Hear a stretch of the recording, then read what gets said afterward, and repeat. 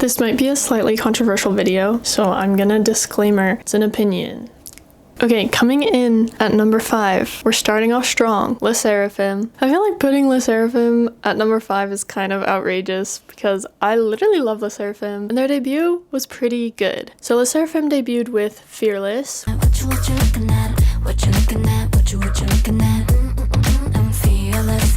An anagram that actually gives them the name of their group, LE SSERAFIM. LE SSERAFIM debuted in 2022 under HYBE Source Music. And when they debuted, they actually had 6 members. So it was Sakura, Eunchae, Yoonjin, Chaewon, and Kazuha. I was like, who am I forgetting? Garam, who unfortunately got into a bit of a scandal, and so they took her out of the group, which she recently resurfaced on Instagram. So I'm kind of curious if she's gonna debut as a soloist or I don't know, I guess we'll find out. I think the choreo is very unique for Fearless, especially them starting on the floor is definitely not a typical starting pose, I guess, but it's very cool. I also think swearing in a debut song is pretty unheard of, and it definitely helped that Chaewon and Sakura were previously in IZ*ONE, so they kind of took the hype from that group's disbandment into this new group from HYBE, and they've made some really great music since. Honestly, the only reason I'm not ranking it higher is because Fearless isn't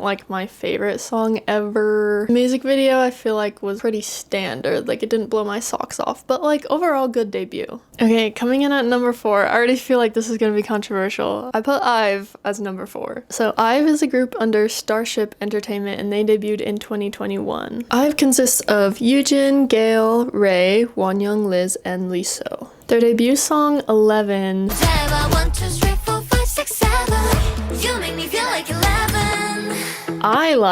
personally, I don't know, I feel like it's not talked about a ton, but it is though. In 2021, I was just kind of getting into K-pop, but even I knew they have this part with the hand choreography.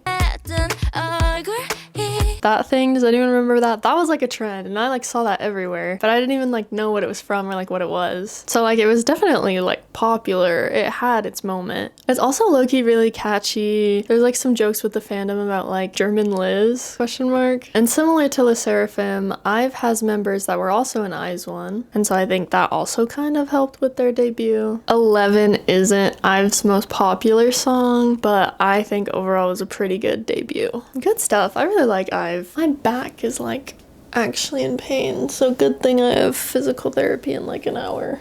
Okay, number 3, and I feel like some people are gonna go, that's not 4th gen K-pop, but I don't care, shut up. NewJeans.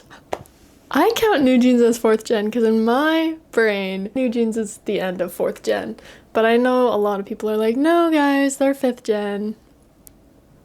So NewJeans is from the sublabel Adore, which is a sublabel of HYBE. The members of NewJeans are Minji, Hani, Danielle, Haerin, and Haein. And I found it interesting because NewJeans kind of debuted without any marketing. They just had a music video and everyone was hello? And that music video was Attention.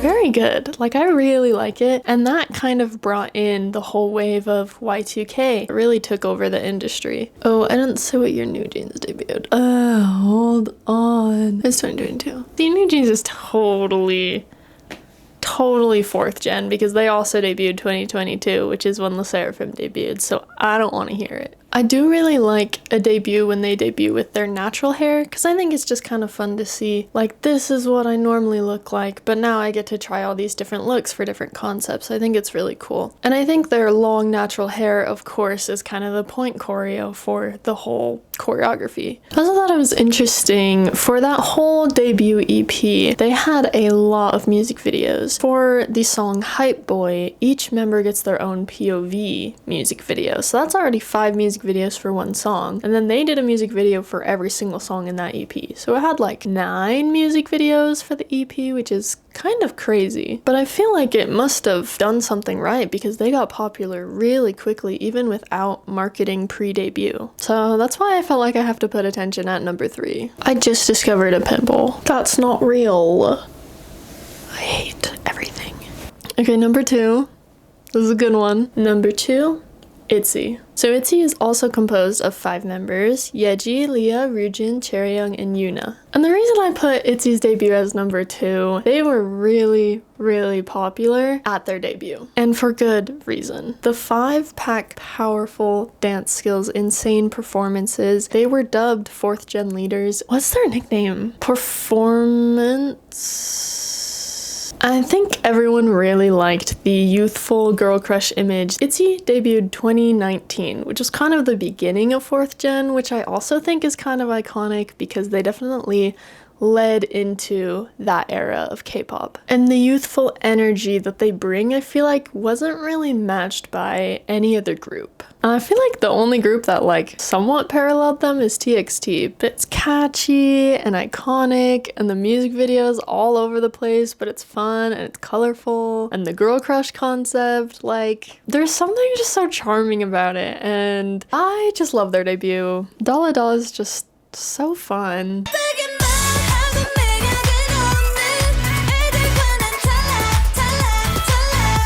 And that's why it's number 2. But the number 1 spot I feel like rightfully belongs to IZ*ONE. IZ*ONE was active 2018 through 2021. So IZ*ONE was formed of 12 members, many of which, like we talked about, re-debuted into other girl groups or went on as soloists. One of them, Jo Yuri, is actually even acting in Squid Games. So like, I feel like that just goes to show that this group was really a powerhouse. And they were formed through the Mnet show Produce 48. It was competitive and the show was really popular, which I think served to their credit when they then went on to debut with kind of an already built fan base. Their debut, La Vie en Rose, La la la la vie en rose.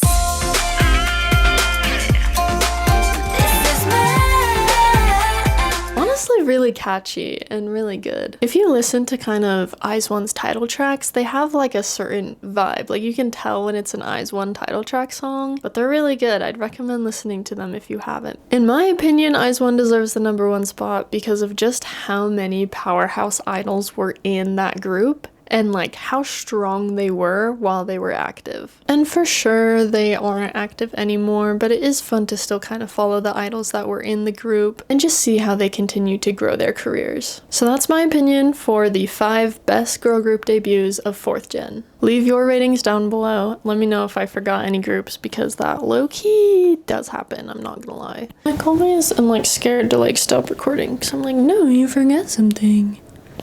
Nuh-uh. I'd love to hear your top 5 down below. Make sure to leave a like and subscribe. Thanks for watching. I do not want to do a generic send-off. That's actually so cringy.